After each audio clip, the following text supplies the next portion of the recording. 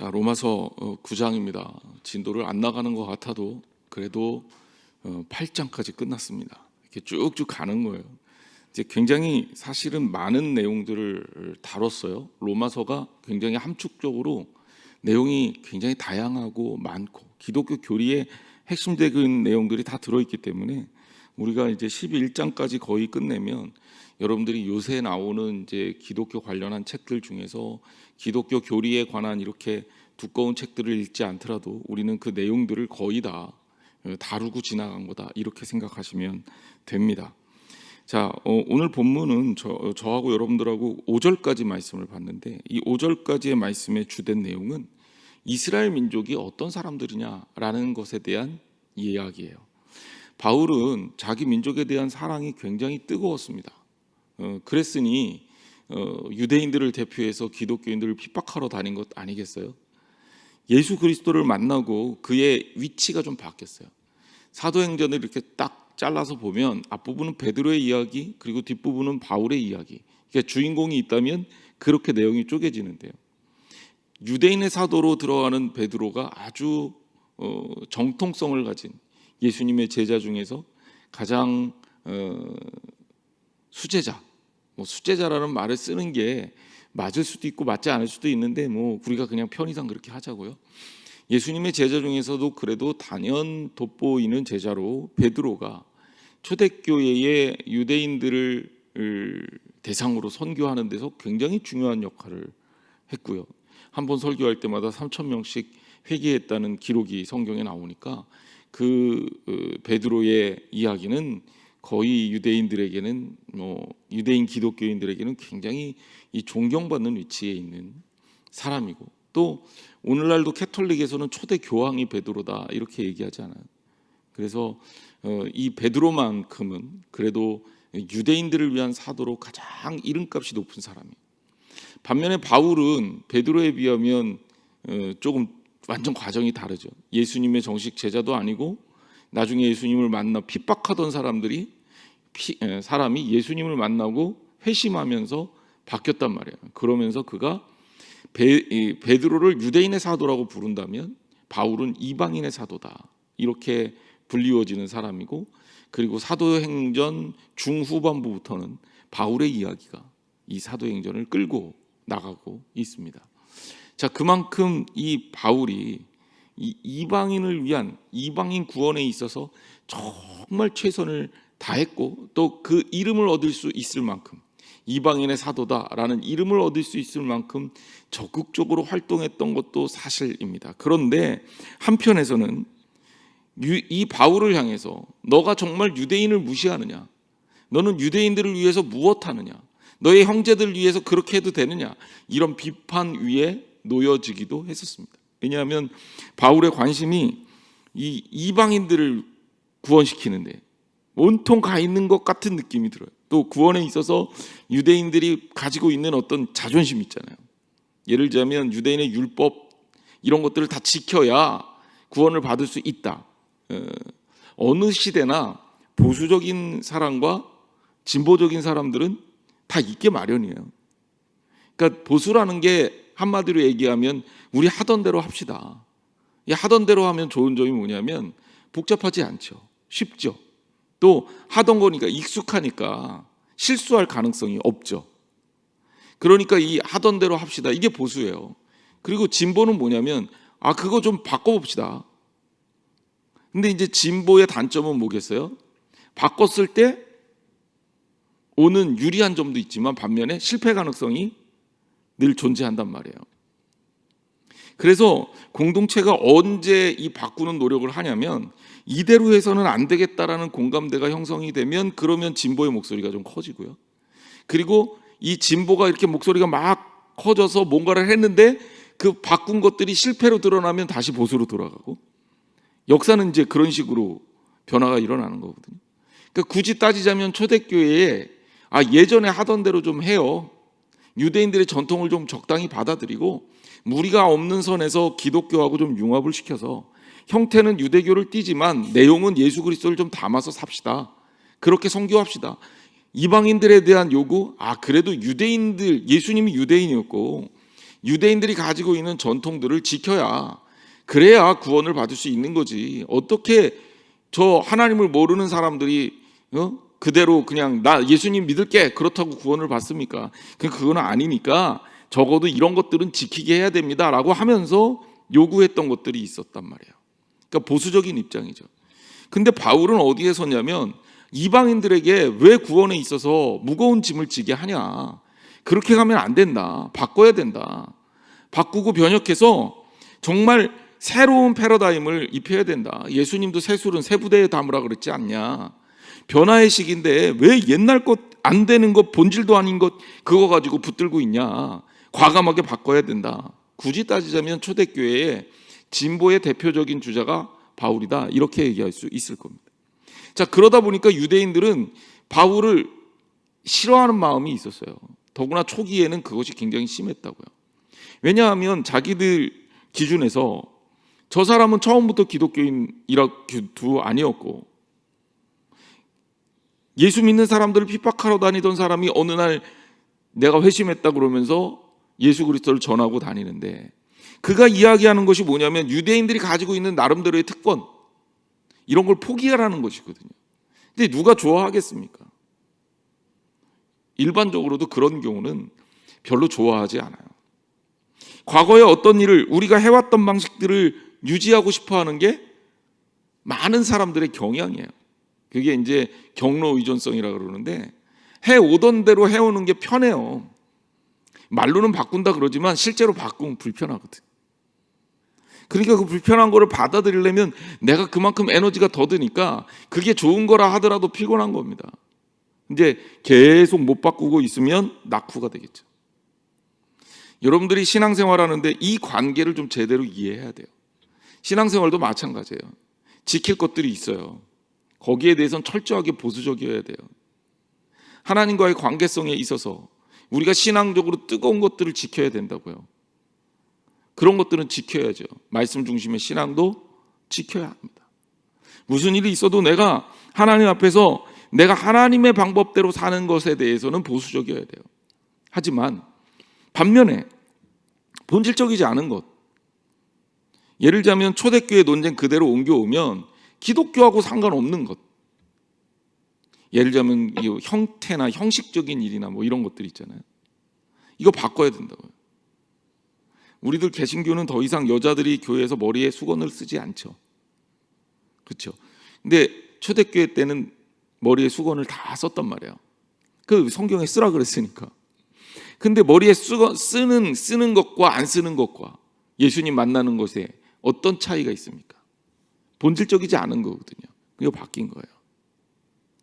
그러니까 오늘 우리가 하나님과의 관계에 있어서 또 바꿔야 될 부분에 대해서는 여러분들이 적극적으로 변화를 시키고 그리고 그 변화를 통해 새로운 발전을 추구하는 노력이 필요한 겁니다. 왜냐하면 바꾸지 않으면 절대 성장하지 못해요. 안 되는 방법을 계속 반복하면 계속 안 되는 거예요. 초등학교 때 공부하던 방법과 중학교 때 가서 공부하던 방법과 고등학교 때 가서 공부하던 방법과 대학교 때 가서 공부하는 거는 완전히 다르거든요. 제가 주로 이제 학교에서 학생들 가르칠 때 이제 대학교 1학년 학생들을 가르치는 경우가 많아요. 대부분 제가 가르치는 과목이 이제 교양 과목의 교양 필수 과정 중에 이제 기독교 교양, 이제 그걸 학교에서는 뿌리 교양이라고 그러는데 그걸 제가 가르쳐요. 그래서 주로 이제 제가 크게 가르치는 과목이 주로 두 과목인데 첫째는 학생들에게 기독교 교리를 바탕으로 둔 아가페 인문학을 가르치고 뒷부분에 이제 성경 이야기를 통해서 현대인과 성서라는 내용을 가르친다고요. 이 두 과목을 가르치는데 학생들이 1학년 1학기에 딱 들어오잖아요. 그러면 이제 선생님을 대하는 게 교수를 대하는 게 이게 고등학교 선생님 대하는 듯이 대한단 말이에요. 그래서 재밌는 일들이 참 많이 일어나요. 그래서 제가 숙제로 주는 것들이 주로 옛날에 여러분들이 공부하던 방식에서 탈피하는 방식들을 과제나 또 시험으로 내거든요. 예를 들자면 이제 이 객관식, 단답형 이런 걸 좀 시험 문제에 안 내요. 그래서 정말 너의 이야기를 좀 써라. 그래서 좀 무리가 있는데 학생들이 되게 힘들어합니다. 그러니까 그런 과정을 거쳐야 되는 거거든요. 오늘 우리도 마찬가지입니다. 초신자 때 가졌던 신앙, 그리고 어느 정도 성숙한 다음에 가지게 되는 신앙, 그리고 시대가 바뀌고 상황이 바뀌었을 때 우리가 가져야 될 신앙은 신앙적 본질은 같지만 형태는 조금씩 다를 수 있다는 거예요. 자, 바울의 이야기를 하다가 조금 우리가 본질적인 부분을 조금 더 다루기를 원하는데, 이 바울에 대해서 그래서 사람들이 굉장히 공격적으로 처음엔 대했단 말이에요. 그래서 야, 이 바울이라는 사람은 유대인 선교에 관심이 없나 봐. 우리 유대인들을 너무 적대적으로 대하는 거 아니야? 이러면서 이제 오해를 했다고요.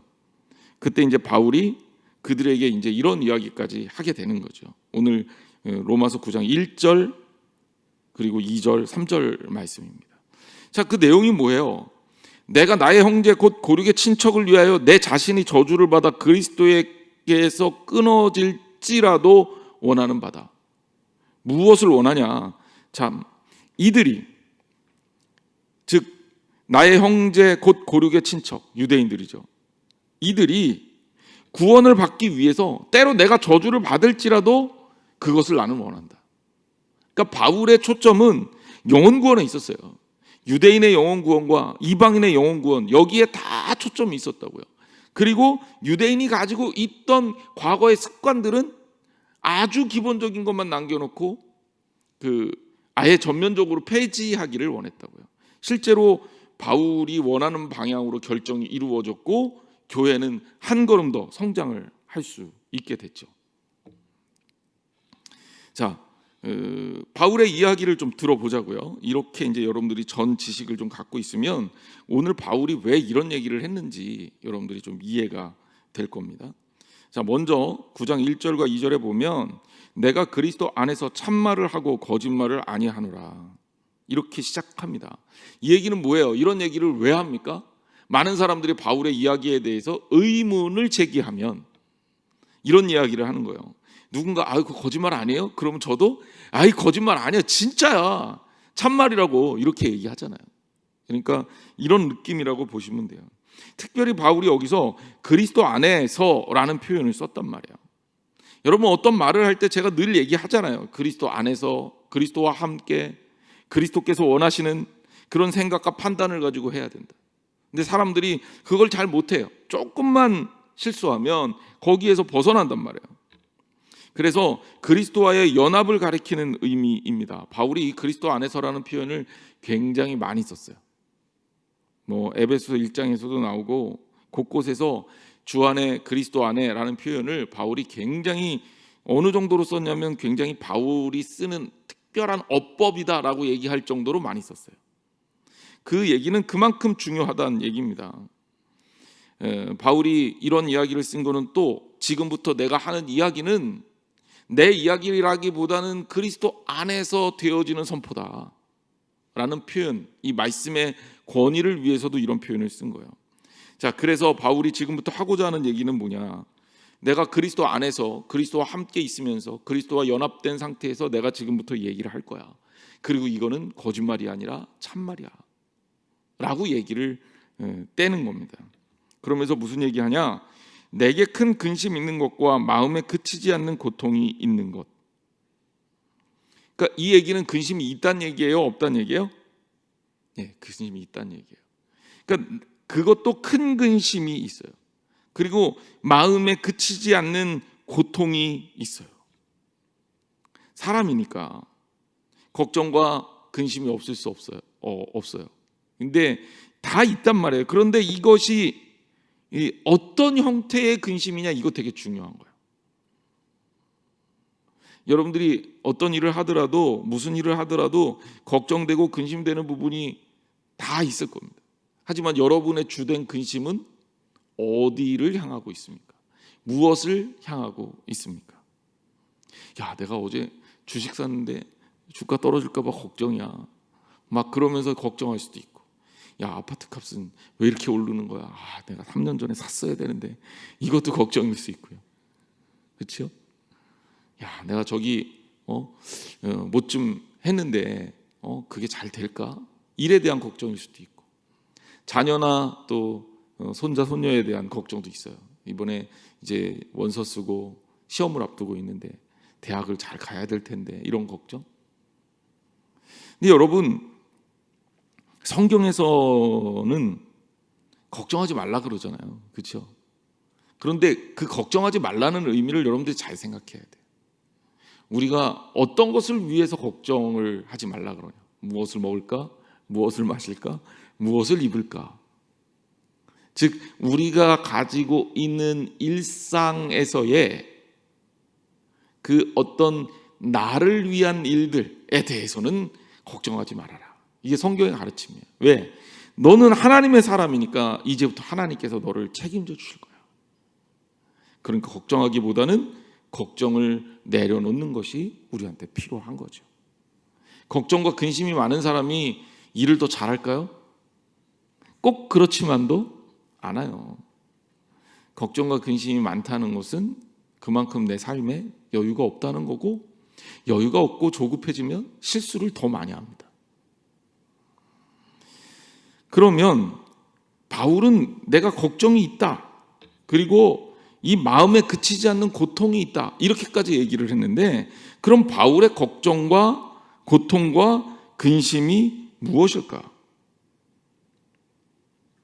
자, 그거는 이제 뒤에 나오는 3장과 연결이 되는, 아까 제가 여러분들하고 잠깐 읽었던 나의 형제 곧 고륙의 친척을 위하여 라는 표현이 들어있는 거예요. 바울의 걱정은 뭐냐면, 왜 우리 친척들 유대인들이 예수 그리스도를 받아들이지 못할까에 대한 걱정이에요. 걱정의 수준이 다르다고요.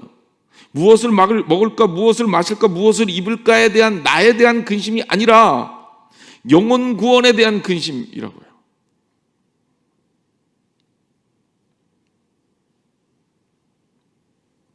자기 민족을 사랑하는 것은 지극히 당연한 겁니다. 그런데 사람마다 얼마나 사랑하느냐, 이거는 좀 차이가 있죠. 그리고 사랑하는 방법과 열정도 달라요. 다른 민족들은 다 망해도 좋으니까 우리만 사랑하겠다, 우리만 잘 되면 된다. 일본은 빨리 폭 가라앉아라, 중국은 빨리 나라가 이렇게 찢겨갖고 망해라, 북한은 그냥 완전히 싹 다 죽어야 된다, 이렇게 생각하고 우리만 잘 살자. 성경은 그걸 얘기하는 게 아니에요. 바울은 이방인들에게 대해서도 끊임없는 복음 전파를 위한 노력을 했고, 그 노력이 바울을 만들었죠. 그러면서도 바울의 마음 가운데 뭐가 있냐면, 유대인들이 예수 그리스도를 영접해야 될 텐데 라는 걱정을 하고 있는 거예요. 그리고 그것이 얼마만큼의 걱정이냐, 정말 아주 큰 근심, 심지어 마음에 고통이 계속되는, 그치지 않는 고통이다, 이렇게 표현을 하고 있는 거예요. 여러분, 진정으로 누군가를 걱정한다면 그의 겉으로 드러난 다른 어떤 것을 걱정하기 전에 그가 하나님 안에서 온전한 신앙인이 되는 것을 걱정하시기를 주님의 이름으로 축원합니다. 누군가를 사랑한다면 그 사람을 사랑하는 것보다 더 중요하게 그가 하나님 말씀에서 바로 서기를 기대하고 기다리시기를 주님의 이름으로 축원합니다. 사실 목회를 하면서 여러 가지 딜레마 상황이 있어요. 여러분, 저는 하루가 24시간인 사람이에요. 저는 하루가 24시간이에요. 여러분도 24시간이지만 저도 24시간이에요. 그렇죠? 너무 웃기죠? 잠을 하루에 보통 그래도 6시간 정도는 자줘야 건강이 유지가 되는 사람입니다. 근데 보통 그렇게 못 자죠. 그렇게 잠을 못 자죠. 그러니까 이제 좀 피곤이 쌓이는 때가 많아요. 저는요, 토요일하고 금요일에 다른 일을 하면 주일 설교를 준비할 시간이 부족해서 굉장히 고통을 받아요. 그런데 여러분, 누군가 이제 저를 만나고 시간을 좀 내달라고 요청을 해서, 그래서 그렇게 시간을 보내고 나면요, 그러면 제가 말씀 좀 준비할 시간이 줄을까요, 늘을까요? 줄죠. 그렇죠. 줄면 주일날 설교하는데 지장이 있을까요, 없을까요? 예, 그 당연한 거죠. 제 시간이 막 30시간, 48시간 이렇게 늘어나지는 않잖아요. 저 하루 24시간이고요. 엉덩이 붙이고 앉아 있는 시간 밥도 먹어야 되고 잠도 자야 되고 또 필요하면 전화 통화도 해야 되고 전화 오면 또 다 받아야 되잖아요. 교인들이 전화해서 안 받으면 또 목사님 내 전화는 안 받아 그러고 또 삐질까 봐 웬만하면 저는 열심히 받는 편이고요. 누군가 문자나 답장, 카톡을 하면 그것도 열심히 보내는 편이에요. 그런데 그냥 막 정신없이 살아야 될 상황으로 저를 몰아붙이면 주일날 설교가 잘 안 되잖아요. 그럼 이제 저 솔직한 얘기로 제가 그러면 신경이 날카로워지고요. 성질을 내기 시작하고요. 주일날 설교를 망치면 기분이 너무 속상해요. 그러니까 왜 그게 안 좋냐면 여러분 제가 우리 교인들한테 진짜 바라는 거는 하나님 말씀 앞에서 바로 서는 거거든요. 그런데 그냥 일회적인 어떤 케어보다도 더 본질적으로 중요한 것들일 수 있다고요.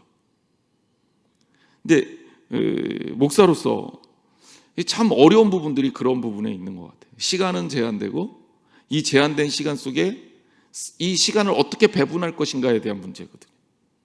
그리고 이것을 잘 쓸 수 있도록 우리가 서로 돕고 이해하는 것들이 필요하다고요. 근데 한국교회 목사님들이 설교를 많이 해요. 제가 미국에 갔더니 미국에 이제 좀 아주 대형 교회 목사님들 그 중에서도 좀 이름난 설교를 아주 잘하기로 유명하신 목사님들이 있잖아요. 이런 분들 1년에 설교를 30번에서 35번 사이 1년에 설교를 30번에서 35번 사이. 그럼 일주일에 한 편의 설교도 안 하는 거죠. 우리 한국교회 목사님들을 저만 얘기할게요. 다른 분 얘기할 필요 없이. 저는 일주일에 설교를 몇 번 할까요? 그렇죠, 여러분. 많이 해야 돼요. 많이 해야 돼요.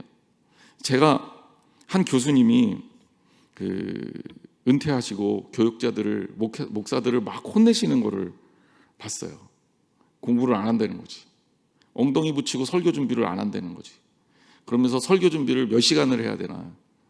일주일에 32시간은 설교 준비를 하래요. 그 계산을 해봤어요. 안 나요, 그렇게. 한 편의 설교를 위해서 32시간 시간 설교 준비할 정도로 시간이 안 나요. 이제 좀 너무 안타깝고 속상한 거죠.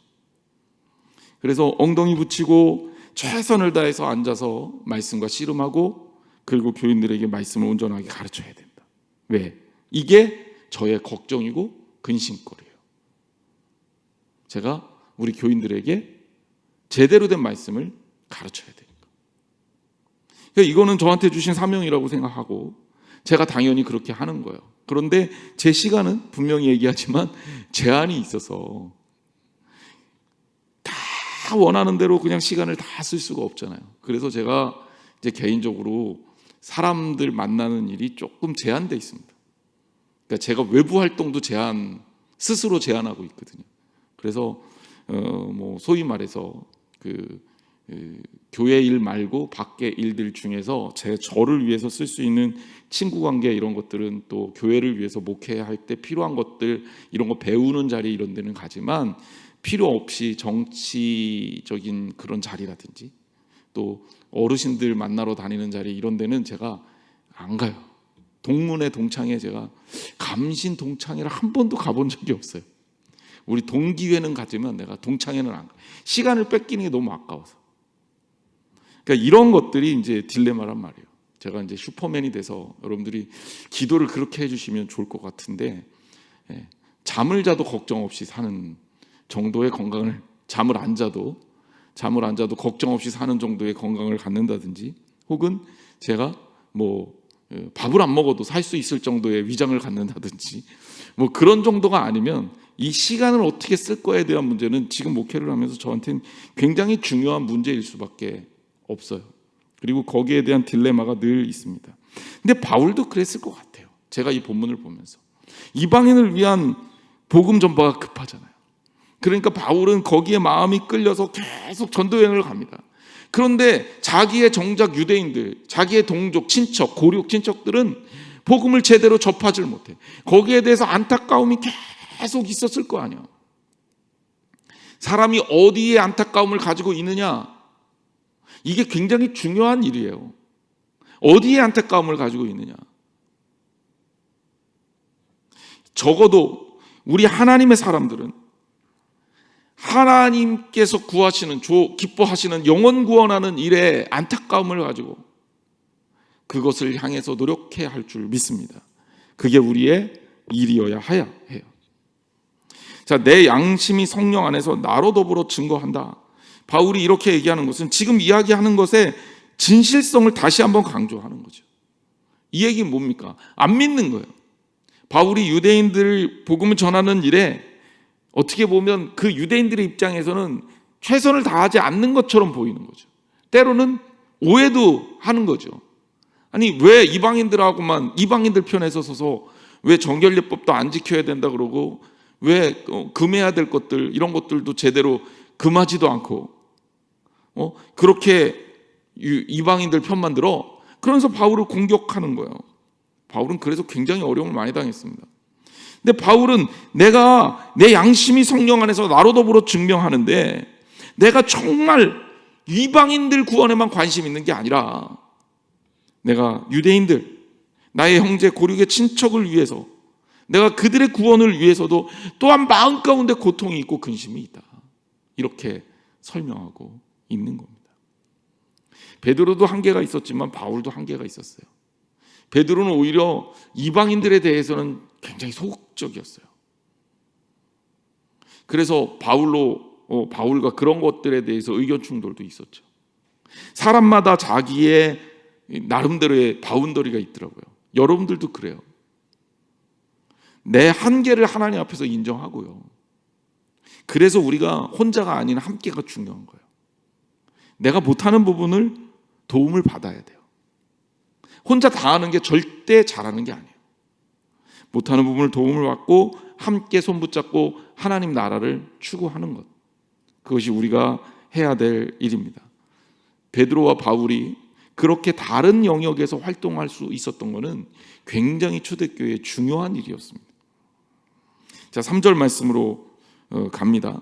나의 형제 곧 고륙의 친척을 위하여 내 자신이 저주를 받아 그리스도에게서 끊어질지라도 원하는 바로다. 나의 형제 곧 고륙의 친척이라는 표현을 썼죠. 자, 이스라엘 민족 유대인들을 가르쳐요. 아브라함과 이삭과 야곱을 따라 낳고 언약과 약속에 참여한 이스라엘 백성을 가르치는 겁니다.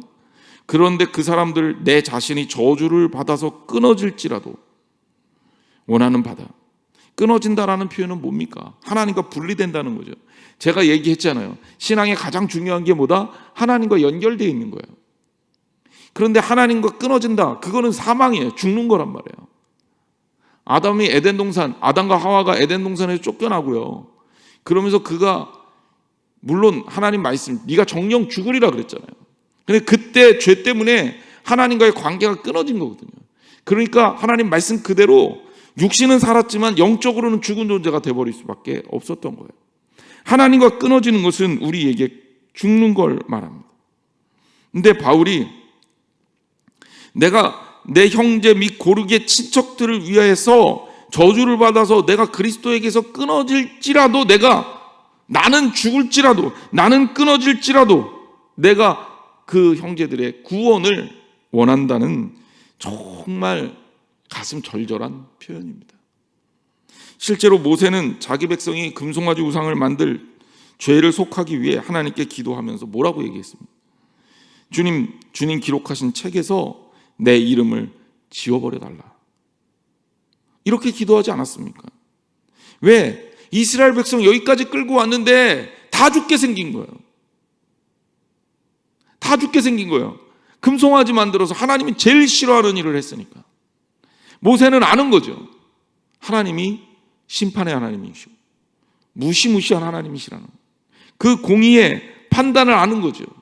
함부로 하나님을 대적할 수가 없는 거예요. 하나님을 사랑하는 마음이 이랬다 저랬다 할 수가 없는 거죠. 그래서 이들을 살리기 위해서 나를 생명책에서 지워달라고 요청을 합니다.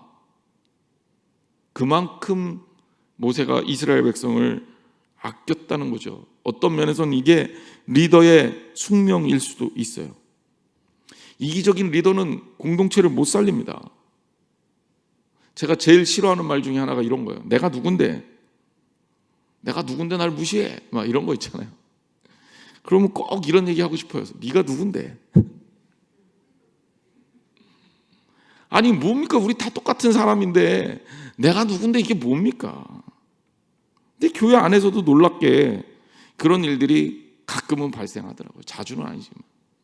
그러니까 사람이 자존심이라는 게 있어서 자존심의 상처를 받으면 이제 화가 나고, 화가 나면 내가 누군데 나오는 거지. 그래서 리더가 된다라는 것은 여기에 대한 책임을 진다라는 얘기예요. 여러분들이 이제 속해, 또 선교회, 또 혹은 뭐 다른 일들의 팀장, 이런 것들에 어떤 책임을 맡는다라는 얘기는 내가 맡은 그 일에 대해서 내가 정말 최선을 다해서 그 일을 감당하겠다. 심지어 그것이 마치 모세와 바울처럼 때로는 내 목숨을 걸고라도 생명을 지키겠다라는 선언이 있어야 되는 것이 어려운 일입니다. 그런데 희생하지 않고 대접만 받으면서 삐까 번쩍하게 나만을 생각하는 리더는 하나님 앞에서 제대로 된 리더가 될 수가 없다는 겁니다. 그래서 본절에서는 바로 바울이 이런 극단적인 표현을 썼다. 그만큼 한편으로는 유대인들이 바울의 걱정대로 예수 그리스도를 믿는 이들이 많아지지 못했고, 또 유대인들이 오히려 적대적인 경우도 많았고, 유대인들이 정말 건강하게 하나님 사랑하는 일들을 감당하지 못했기 때문입니다. 자, 9장 4절, 그들은 이스라엘 사람이라. 자, 여기 분명하게 나오죠. 이스라엘 사람. 자, 이스라엘 사람들은 어떤 사람이냐? 그러면서 바울이 이스라엘 사람들이 가지고 있는 것들을 얘기합니다. 그게 4절과 5절이에요. 양자됨과 영광과 언약들과 율법 세우신 것과 예배와 약속들이 있고, 또 5절에 보면 조상들도 그들의 것이요 육신으로 하면 그리스도가 그들에게 나셨으니 그는 만물 위에 계셔서 세세에 찬양받으실 하나님이시니라. 아멘. 이렇게 얘기하고 있죠. 참, 유대인들이 가지고 있는 그 나름대로의 특권이 뭐냐? 그냥 여기 줄줄줄줄 늘어놓는 게 그들에게는 양자됨, 영광, 언약들, 율법, 예배, 약속, 그리고 조상, 심지어 그리스도께서 그들에게서 나시지 않았냐. 그러니까 어마어마한 특권이죠. 하나하나 좀 따져봅시다. 양자됨이라는 표현을 썼습니다. 사실 이거 굉장히 중요한 선언이에요. 왜냐하면 이 구약에서만 해도요, 하나님의 아들, 하나님의 자녀, 양자됨이라는 개념이 일반적이지 않았어요. 유대인들이 이거 생각을 잘 못해요. 그래서 이스라엘 백성의 기도문이나 또 기타 다른 문헌에 보면 예수님처럼 아바라는 표현을 쓰지를 못했습니다. 그러니까 주로 우리가 요즘에 시편 48편을 새벽에 보고 있는데, 시편 48편에 하나님과 우리와의 관계를 뭐로 인식하고 있냐면 왕과 백성의 관계로 인식하고 있단 말이에요. 지금 이스라엘 민족은요, 주로 하나님을 나를 통치하시는 왕, 그리고 나는 하나님의 백성, 이런 관계로 맺어져 있는 거예요. 이게 일반적입니다. 근데 바울은 그것을 넘어서서 하나님의 자녀로서의 삶을 얘기하고 있는 거죠. 그리고 이것은 예수님의 말씀이기도 하고. 근데 유대인들이 이 어떤 권한을 가지고 있느냐? 너희들은 하나님의 자녀다라는 거예요. 이것이 또 되게 중요한 통찰이고 본질이기도 합니다. 하나님이 우리에게 베풀어 주신 사랑을 보면 하나님께서 우리의 아버지 되심이 분명합니다. 그래서 우리는 아버지 하나님을 모시고 있죠. 아버지 하나님과 왕으로서 관계를 하기도 하지만 하나님과 우리는 아버지로서의 관계도 가지고 있다. 영광은 뭐 성경에 곳곳에 나옵니다. 그냥 뭐 문자적으로 해석한다면 하나님께서 시내 산에서 나타나실 때 영광 가운데 나타나셨고, 성막을 덮었을 때도 영광이 있었으며, 지성소와 시은자에도 영광이 나왔고, 또 열왕기상 8장, 역대하 7장 이런 데 보면 성전을 가득 채웠던 영광이 있었다라고 얘기하고 있습니다. 그러니까 성경 곳곳에 하나님의 영광이 임했고, 그 영광이 임한 그곳에 유대인들의 역사가 있었다는 것. 그리고 이제 언약들, 자, 구약의 언약들, 하나님께서 이스라엘 백성과 맺은 약속이죠. 그래서 뭐 언약, 계약이라고도 해도 좋은데, 이스라엘과 맺은 첫 번째 약속이 어떤 거냐? 아브라함에게 주었던 언약. 너는 복이 될지라. 그리고 내가 축복하는 자를 내가 축복하고 내가 저주하는 자를 내가 저주하겠다. 근데 그 위로 거슬러 올라가면 아담과도 약속을 맺었어요, 하나님은. 그렇죠? 이게 창세기에 나오는 내용이고, 그리고 노아와도 약속을 맺었죠. 예, 노아와 무지개를 두고도 내가 영원한 언약을 기억할 거다. 다시는 물로 이 땅에 있는 백성들을 멸망시키지 않겠다라는 약속을 했습니다. 그리고 아까도 아브라함 얘기를 했죠. 그리고 이제 그 이후에는 모세하고도 하나님이 언약을 맺으셨어요. 그건 뭐 이스라엘 백성의 대표자로 시내산에서 맺었던 언약. 어차피 이 율법이 언약입니다. 그래서 구약을 올드 테스타먼트, 옛 약속 이렇게 얘기하고, 신약을 새로운 약속, 뉴 테스타먼트로 얘기하잖아요. 구약의 약속이 누구 거냐? 바로 너희 이스라엘 민족의 약속 아니냐? 이런 언약이 있다는 거죠. 그리고 다윗하고도 언약을 하나님께서 맺으셨어요. 사무엘하 7장에 보면 이런 말씀이 나오죠. 주 여호와여, 오직 주는 하나님이시며 주의 말씀들이 참되시니이다. 이 좋은 것을 주의 종에게 말씀하셨건대 종의 집에 복을 주사 주 앞에 영원히 있게 하옵소서. 이러면서 이게 이제 뒷부분이에요. 28절, 29절에 나오는. 그러니까 구약에도 이러한 언약들이 쭉 나옵니다. 다른 언약들도 있고요. 이거 누가 받았냐? 이스라엘 백성들이 하나님께 받은 언약들입니다. 이것도 있다는 거예요. 그 다음에 율법을 또 세우셨잖아요. 율법은 뭐냐면 하나님의 백성으로의 보증서예요, 율법이. 그리고 예배, 하나님이 이스라엘 민족에게 하나님께 예배할 수 있는 권한과 권리를 주셨고, 거기에 제사의 형식을 갖게 하셨잖아요. 신령과 진정으로 제사를 드릴 수 있도록 했단 말입니다. 이것도 유대인들이 가질 수 있는 축복이에요. 여러분, 우리가 코로나 시기에서 다시 한번 생각하고 깨달을 수 있는 게 뭐예요? 예배가 축복입니다. 예배할 수 있다는 게 축복이에요. 하고 싶어도 예배하지 못하는 경우가 너무 많잖아요. 이제 장례 예배를 하면 장례식장에서 찬송을 못 부르잖아요. 그러니까 이런 것들이 우리 예배를, 하나님께 예배하는 것들을 구속하고 있단 말이에요. 참 가슴 아픈 일이죠. 여러분, 예배할 수 있다는 게 축복입니다. 유대인들은 제사하고 예배할 수 있는 권한을 누리고 있어요. 다른 민족들은 없어요. 그리고 이제 여기 나오는 약속들, 이제 언약이 나오고 약속이 나오고 그러니까 이게 똑같은 말이 계속 두 번 나와서 헷갈리시는데, 이렇게 생각하면 돼요. 언약은 공동체로서 맺은, 그러니까 아담이 하나님과 언약을 맺었다는 것은 아담의 언약이 아니라 우리 모든 인류의 언약이고요. 모세가 하나님과 언약을 맺은 것은 모세의 언약이 아니라 이스라엘 백성의 언약이잖아요. 그렇죠? 그리고 아브라함이 언약을 맺은 것은 아브라함의 후손들에게서도 유효한, 그래서 이스라엘 민족이 매일 하나님 앞에 얘기할 때 아브라함에게 그 아브라함의 하나님, 이삭의 하나님, 야곱의 하나님 이렇게 이제 올라가는 그 약속을 얘기하는 거예요. 그래서 여기에 언약은 하나님과 공동체적으로 맺었던 언약들을 얘기하고, 여기 나온 약속들은 뭐냐면 아주 개별적으로 하나님께서 개인적인 약속들, 우리도 하나님께 약속을 받으며 살잖아요. 우리가 또 약속하기도 하고, 이제 그런 약속을 하나님과 언약 관계 가운데 신앙생활을 하고 있다는 거죠. 이런 것들이죠. 그리고 5절에 보면 조상들도 그의 것이다. 아브라함, 이삭, 야곱도 유대인이잖아요. 그래서 예수님이 심지어 이 혈통에서 나셨어요. 그리스도 예수께서 유대인이잖아요. 결국은 이런 축복이 유대인들에게 있는 거예요. 그럼 이렇게 사는 유대인들은 하나님 말씀 가운데서 구원받는 일에 최선을 다하고 또 그 은혜를 입어서 구원받아야 되겠죠. 바울은 그걸 아는 거예요.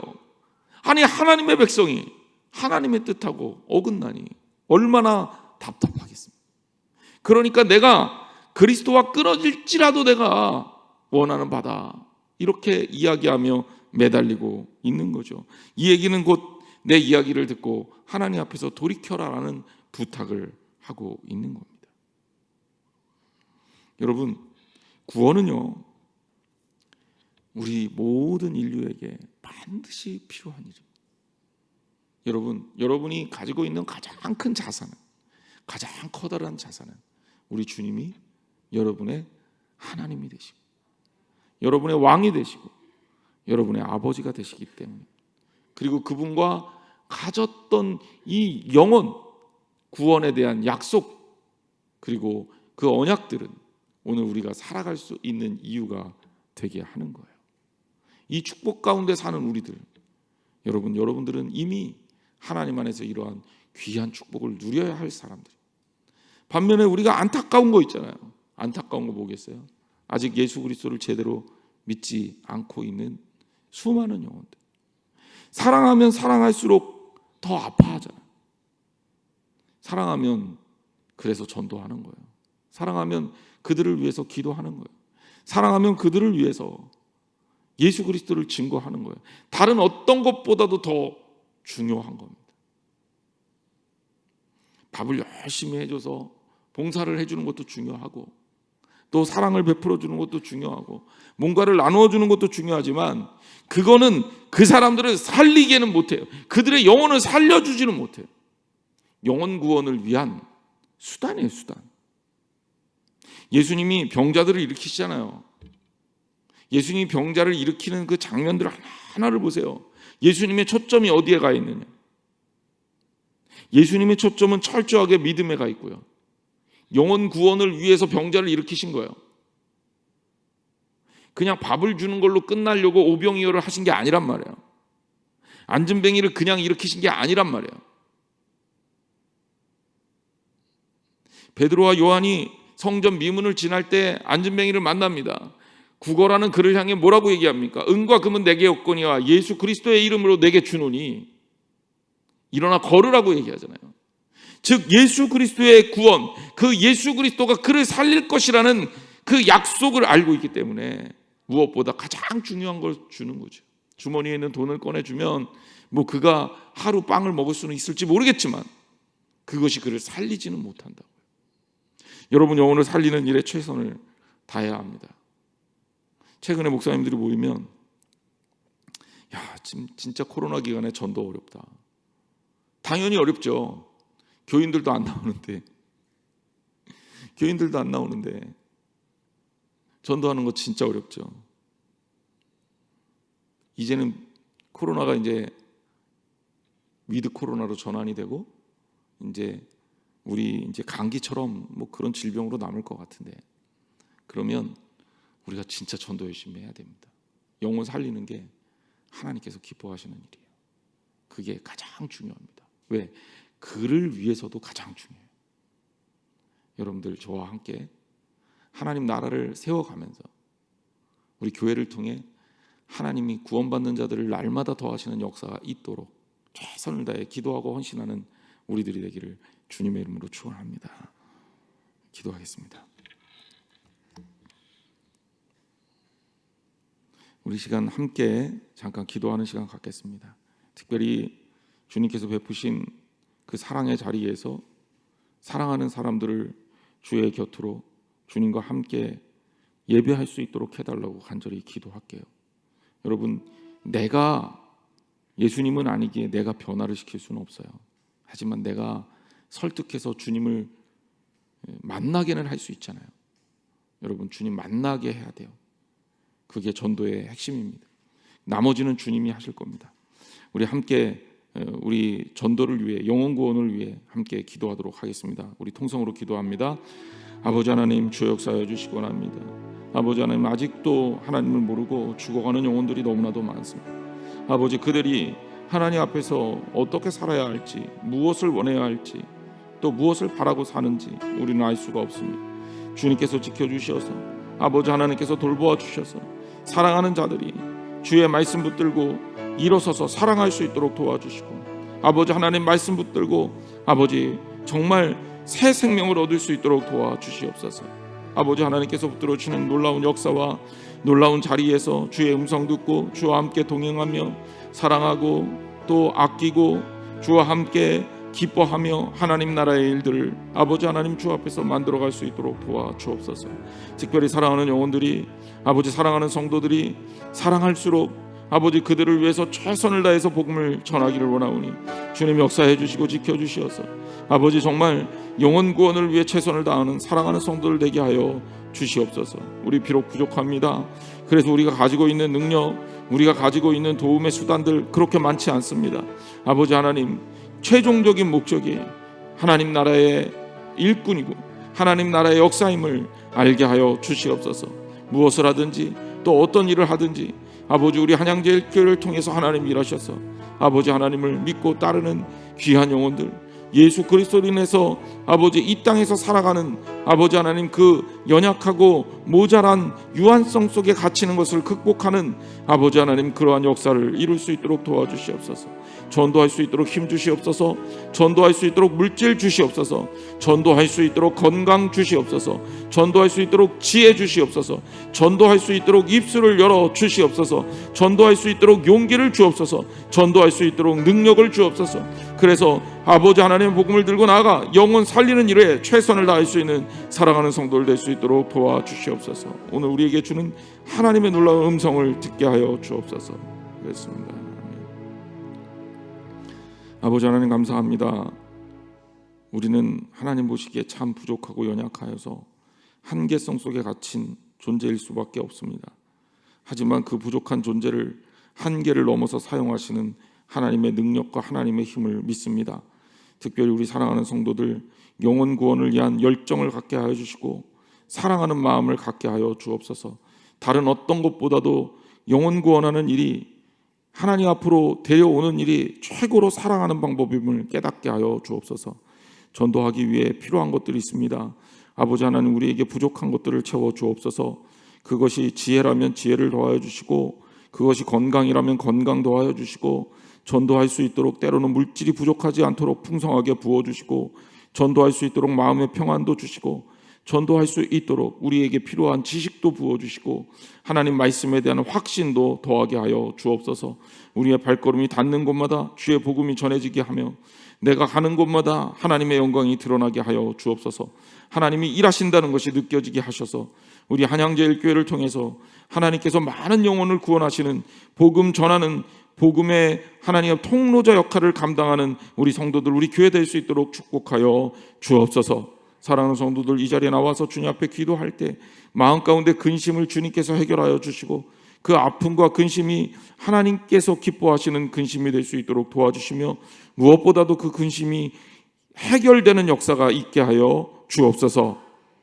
이제는 우리 주 예수 그리스도의 은혜와 하나님 아버지 놀라우신 사랑하심과 성령님께서 이끌어주시는 교제하심이 주의 말씀 가운데 다시 한번 우리가 하나님 영혼 구원하는 일이 얼마나 중요한지 깨닫고 나도 그렇게 살겠다고 내가 영혼 구원하는 일에 쓰임받겠다고 결단하며 기도하고 돌아가는 사랑하는 성도들 머리 위에 영원토록 함께 하기를 축원하옵나이다.